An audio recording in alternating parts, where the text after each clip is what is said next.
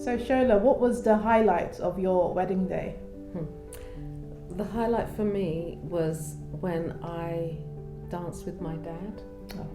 And we were doing the father and daughter dance, and because for Nigerian weddings you get sprayed with money, and I mean I had lots of money. Aunties were spraying and spraying and spraying. But when I started dancing with my dad, he reached into his pocket and he pulled out money, but it wasn't just loose money, it was £50, and he sewed it all together into a long necklace, and he just wore that over me. It's not because of the money, but my dad passed away last year, and when you sort of remember that, it reminds me of him, and also the amount of money that he actually spent to make sure that we had a really good wedding, and he did it for myself and my siblings as well. So that for me was so touching, but the fact as well that he managed to, and in those days money was really tight. It's tight now, but it was really tight then. And he brought all the relatives over because they needed to be there, but they couldn't pay. But he paid for everybody's flight and where they were staying. Wow. That's such a beautiful memory. I love that. It's a really good memory to have. Thank you. And for you, Bilen, what was the highlight of your wedding day? So similarly to Shola, I think for my mum and dad, the pride on their faces. So there is we emphasize a lot in Eritrean weddings on the entrance. So me and my husband, as we were walking in, part of our tradition is, my dad's tradition is to have swords, believe it or not. And we call a sword a safe, right? And that's an Eritrean word, but it's also an Arabic word. And swords is massively part of the honor of a wedding, and the wedding entrance is something that we really pride ourselves on as a nation and as a culture. So I'd say seeing my mum dance, my dad dance us in to the wedding was probably, it gets me quite emotional when I talk about it actually, but it really was my highlight.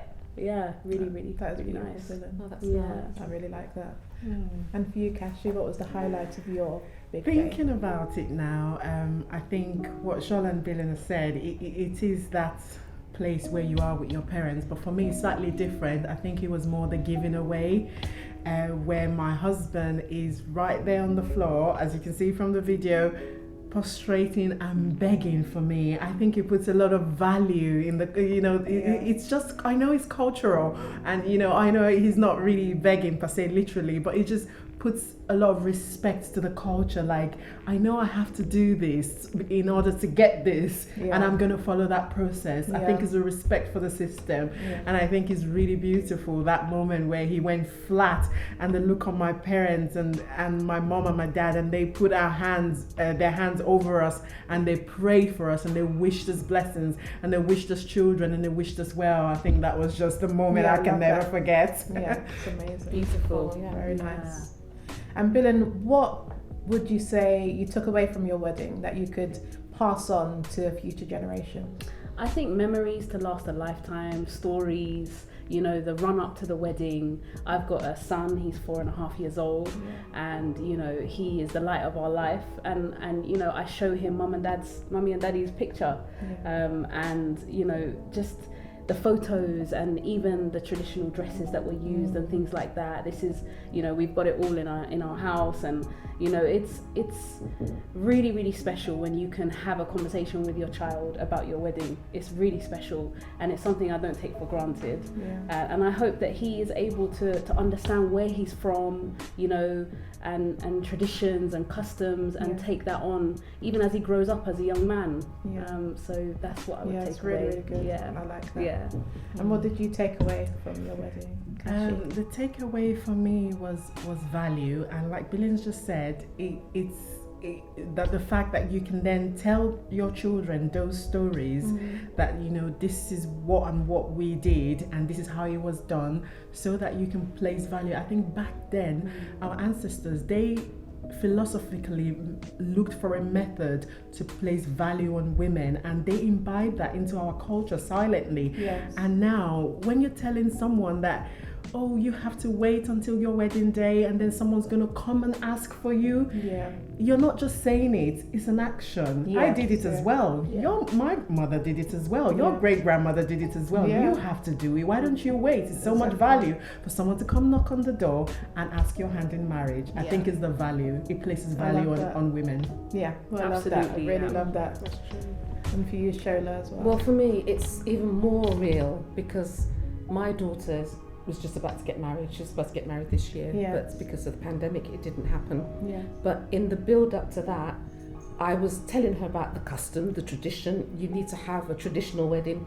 And because she was born here, she didn't really understand or appreciate. And I understand what you're saying, Bilen, about talking to your young children as they Yeah. grew up. Maybe I didn't do it enough and I should have done it some more. But when I was saying to my daughter, it's good to have a traditional wedding. Yeah. She was saying, Yeah. well, Mum, I don't know what that is. You do it. And I'm Yeah. thinking, well, I'm going to do Yeah. it because I want to keep the tradition, Yeah. the custom going. Yes. So slowly, as we're getting all the bits and pieces together for the traditional wedding, which in a lot of our custom is the wedding. Once Yeah. you've done the traditional, it Yeah, is the yeah. wedding. You're married there. yeah, And even a lot of the Nigerian couples that I've been working with, yeah, once they've done the traditional, then they can move to their husband's house, Yeah. even during this time. yeah, So I'm sort of encouraging her so that hopefully she'll learn a little bit from going through it, Yeah. so that she can pass that on to Yeah, her children as well. Because exactly. it's one of those customs that we shouldn't Yeah, let go. absolutely. It's a good custom, it's Yeah. a good Yes, tradition, isn't it's it? really good we to should have. we should keep Yeah. it going. most Yeah. definitely, I agree. Yeah. And lastly,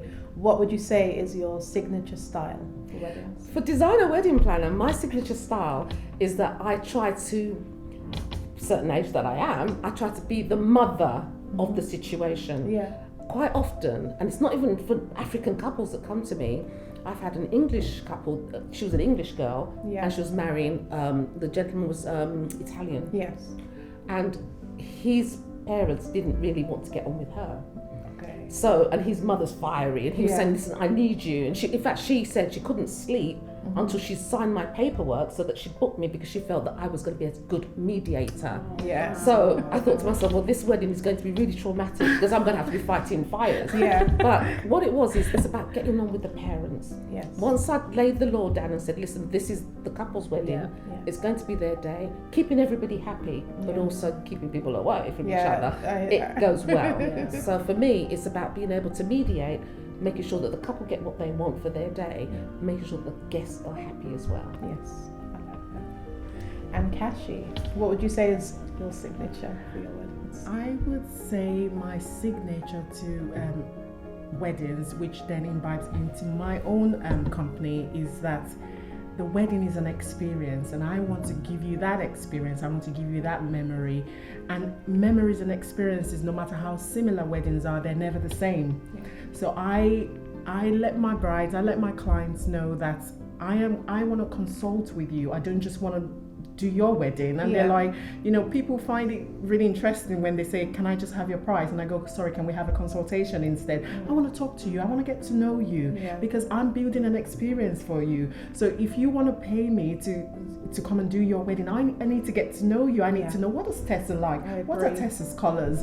Yeah. So I would say my signature is built around the brand of experience and a memory. And to create that, to design that, I need to know you. Yes, I agree with I that totally one. agree. That's true. Totally agree. Yeah, It definitely. works. And for you, Bilen? So I would say my signature style is very similar to my personality. Yeah. It's bold, Yeah. it's colourful. Yes. No, but I think I agree with Kashi. I think that our subject matter and where we start and where we draw inspiration from is our client. Yes. And I think Shola will agree also. Yeah. We have very personalized services, Yeah. and it's all client facing, and we really, every event is bespoke.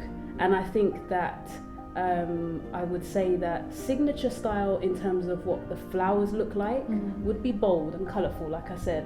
But actually, when it comes to events, maybe actually because they're so diverse, there can't even be a signature style. So I think, we change it for dependent on what the event is like, what it's about.